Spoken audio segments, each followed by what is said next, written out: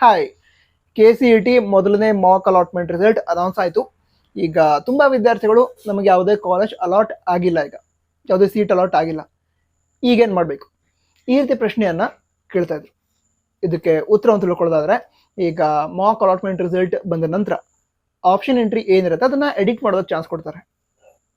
ಆವಾಗ ಈಗೇನು ಕಾಲೇಜಸ್ಸನ್ನು ಆ್ಯಡ್ ಮಾಡಿದಿರಾ ಅದ್ರ ಜೊತೆಗೇನೆ ಮತ್ತು ಕಾಲೇಜಸ್ಸನ್ನು ಆ್ಯಡ್ ಮಾಡಿ. ಯಾಕಂತಂದರೆ ಆಪ್ಷನ್ ಎಂಟ್ರಿ ಯಾವುದೇ ಲಿಮಿಟ್ ಇರಲ್ಲ. ಸೊ ಮತ್ತು ಕಾಲೇಜಸ್ ಹೆಸರನ್ನು ಆ್ಯಡ್ ಮಾಡಿ ನಿಮ್ಮ ಪ್ರಯಾರಿಟಿ ಪ್ರಕಾರ. ಕಾಲೇಜ್ ಯಾವತ್ತು ಇರಬೇಕು ಅಂತ ಹೇಳಿದ್ರೆ, ಅಕಸ್ಮಾತಾಗಿ ಆ ಕಾಲೇಜ್ ನಿಮಗೆ ಅಲಾಟ್ ಆದರೆ ಅಲ್ಲಿ ಹೋಗಿ ಅಡ್ಮಿಷನ್ ತೆಗೆದುಕೊಳ್ತೀನಿ ಆ ರೀತಿ ಇದ್ರೆ ಮಾತ್ರ ಕಾಲೇಜಸ್ಸನ್ನು ಆಪ್ಷನ್ ಎಂಟ್ರಿಗೆ ಆ್ಯಡ್ ಮಾಡಿ. ಅದೇ ಮತ್ತು ಹೆಚ್ಚು ಕಾಲೇಜಸ್ಸನ್ನು ಆ್ಯಡ್ ಮಾಡಿ. ಸರಿನಾ? ಅದು ಬೇಕಿದ್ರೆ ಎಂಜಿನಿಯರಿಂಗ್ ಆಗಿರ್ಬೋದು, ನರ್ಸಿಂಗ್ ಆಗಿರ್ಬೋದು. ಸೊ ಈ ರೀತಿ ಯಾವುದೇ ಕೋರ್ಸ್ ಆಗಿದ್ರು ಕೂಡ ನಿಮಗೆ ಇಷ್ಟ ಇರುವಂತಹ ಕೋರ್ಸ್ಗಳು ಏನಿದಾವೆ ಅವುಗಳಿಗೆ ಸಂಬಂಧಿಸಿದಂತೆ ಮತ್ತು ಹೆಚ್ಚು ಕಾಲೇಜಸ್ಸನ್ನು ಆಪ್ಷನ್ ಎಂಟ್ರಿ ಲಿಸ್ಟ್ಗೆ ಆ್ಯಡ್ ಮಾಡಿ ಪ್ರಯಾರಿಟಿ ಪ್ರಕಾರ. ಅದರ ನಂತರ ಈಗ ಯಾವುದಾದ್ರೂ ವಿದ್ಯಾರ್ಥಿಗಳು ನಮಗೀಗ ಎಂಜಿನಿಯರಿಂಗ್ ಸಿಗಲ್ಲ ಈ ರೀತಿ ಅನಿಸಿದ್ರೆ ನೀವೇನು ಮಾಡಿ ಅಂತ ಹೇಳಿದ್ರೆ, ಈಗೇನು ಆಪ್ಷನ್ ಎಂಟ್ರಿ ಲಿಸ್ಟ್ ಇದೆ ಅದರೊಳಗಡೆ ಎಂಜಿನಿಯರಿಂಗ್ ಕಾಲೇಜಸ್ ಮತ್ತು ಕೂಡ ಆ್ಯಡ್ ಮಾಡಿ. ನಮಗೆ ಒಂದು ಪರ್ಟಿಕ್ಯುಲರ್ ಬ್ರಾಂಚ್ ಬೇಕಿತ್ತು, ಆ ಬ್ರಾಂಚ್ ಈಗ ಸಿಗ್ತಲ್ಲ ಅಂತ ಹೇಳಿದ್ರೆ ಅದಕ್ಕೆ ರಿಲೇಟೆಡ್ ಬ್ರಾಂಚಸ್ ಏನಿರುತ್ತೆ ಅದನ್ನು ಆ್ಯಡ್ ಮಾಡಿ. ಅಂದರೆ ನಿಮಗೆ ಈಗ ಕಂಪ್ಯೂಟರ್ ಸೈನ್ಸ್ ಬೇಕಿತ್ತು, ಅದಕ್ಕೆ ಸಿಗಲ್ಲ ಅಂತ ಅನಿಸಿದ್ರೆ ಕಂಪ್ಯೂಟರ್ ಸೈನ್ಸ್ಗೆ ರಿಲೇಟೆಡ್ ಬ್ರಾಂಚಸ್ ಏನಿದೆ, ಈಗ ಇನ್ಫಾರ್ಮೇಷನ್ ಸೈನ್ಸ್ ಆಯಿತು, ನಂತರ artificial intelligence and data science, artificial intelligence and machine learning. So ಈ ರೀತಿ ಅದಕ್ಕೆ ರಿಲೇಟೆಡ್ ಬ್ರಾಂಚಸನ್ನು ಆಪ್ಷನ್ ಎಂಟ್ರಿ ಲಿಸ್ಟ್ಗೆ ಆ್ಯಡ್ ಮಾಡಿ. ಈಗ ಯಾವುದಾದ್ರು ವಿದ್ಯಾರ್ಥಿಗಳಿಗೆ ಈಗ ಎಂಜಿನಿಯರಿಂಗ್ಗೆ ಸಿಗಲ್ಲ ನಮ್ಮ ರ್ಯಾಂಕ್ ಪ್ರಕಾರ ಈ ರೀತಿ ಅನಿಸಿದ್ರೆ, ಬೇರೆ ಯಾವುದಾದ್ರೂ ಕೋರ್ಸ್ ಇಷ್ಟ ಇದ್ರೆ ಅದನ್ನ ನೀವೀಗ ಆ್ಯಡ್ ಮಾಡದಿದ್ರೆ ಅದನ್ನು ಆ್ಯಡ್ ಮಾಡಿ.